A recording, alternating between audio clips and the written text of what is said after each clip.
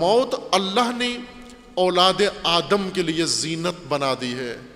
اگر کوئی جوان، اگر کوئی انسان، اگر کوئی ولد آدم، اگر کوئی آدم کا بیٹا چاہتا ہے اپنے آپ کو مزین کرے، اپنا سنگار کرے، اپنے آپ کو بنائے سنوارے، تو انسان کے مرد کے سنورنے کا ہار موت ہے۔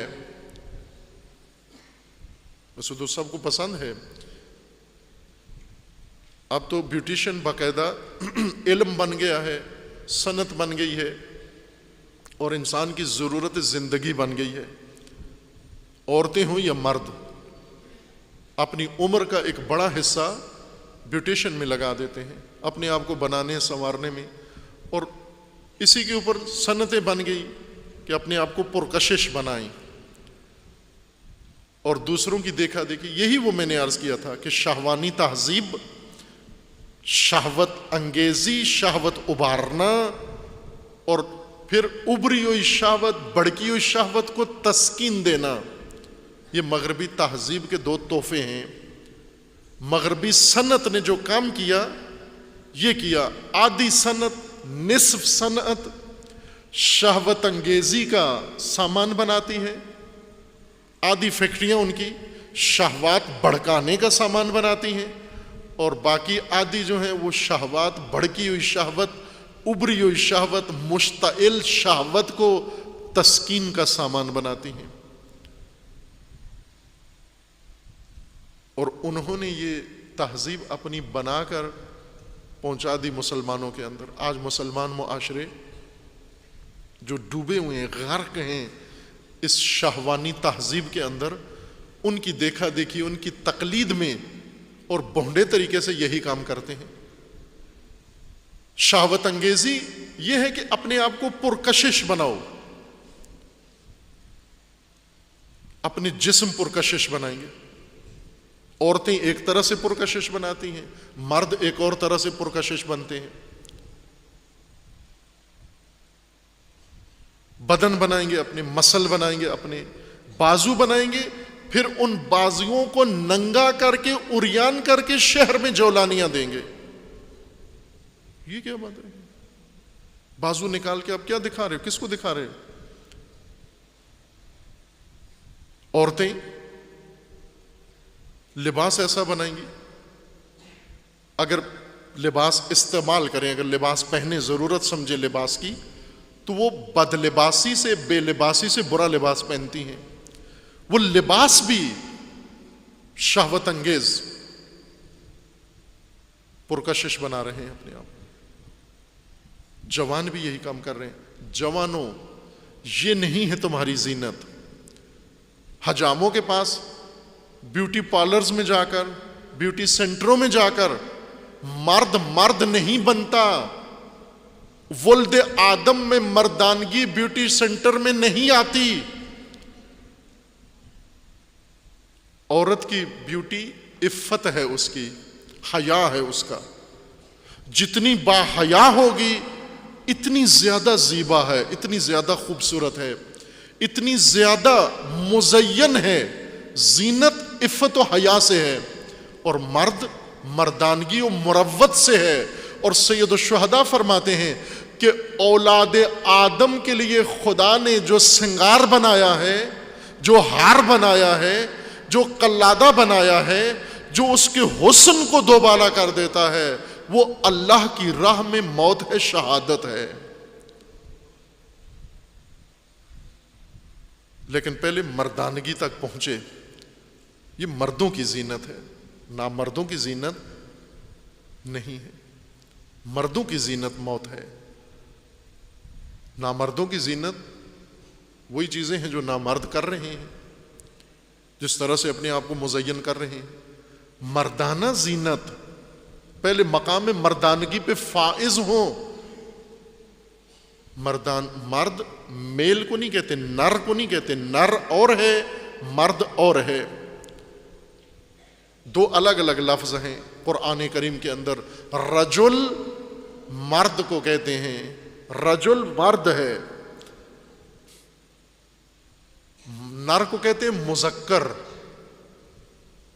مذکر انسانوں میں بھی ہیں، جانوروں میں بھی ہیں، لیکن مرد جانوروں میں نہیں ہیں۔ آپ کسی جانور میں، کوئی بیل آپ کو مرد نہیں ملے گا، کوئی اونٹ آپ کو مرد نہیں ملے گا، کوئی گھوڑا آپ کو مرد نہیں ملے گا، لیکن مذکر ملے گا۔ مذکر اور چیز ہے، مرد اور چیز ہے۔ مذکر انسان کی جسمانی خصوصیات سے انسان مذکر ہوتا ہے، جانور جسمانی خصوصیات سے مذکر ہوتا ہے، میل بن جاتا ہے، اس کے مقابلے میں مؤنث ہے، اس کے مقابلے میں مؤنث ہے، مذکر کے مقابلے میں۔ مذکر اور چیز ہے، مذکر کی موت زینت نہیں ہے، مذکر کی زینت شہوت ہے۔ زین للناس حب الشہوات من النساء، مذکروں کی زینت شہوتیں ہیں، مذکر کی زینت ننگا جسم ہے، مذکر کی زینت پھولے ہوئے مسل ہیں، مذکر کی زینت ٹائٹ پتلونے ہیں، مذکر کی زینت لنڈے کی شرٹ ہے، مذکر کی زینت جو مادہ کی توجہ کھینچے۔ آپ دیکھتے ہوں گے یہ بعض ٹی وی چینل ہیں جو نیچرل مناظر دکھاتے ہیں کہ مثلا جانوروں میں مذکر کس طرح مادہ کے پیچھے ہوتا ہے اور مادہ کس طرح مذکر کو کھینچتی ہے اپنی طرف۔ جانوروں میں دیکھا ہے آپ نے، مناظر دیکھے ہوئے نا؟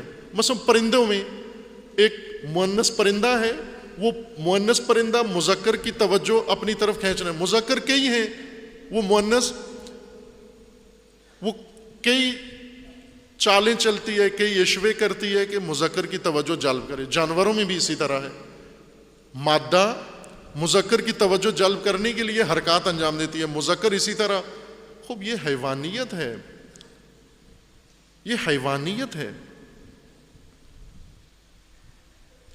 یہ نہیں ہے مرد، یہ مرد نہیں ہے، یہ مذکر ہے فقط، یہ نر ہے فقط۔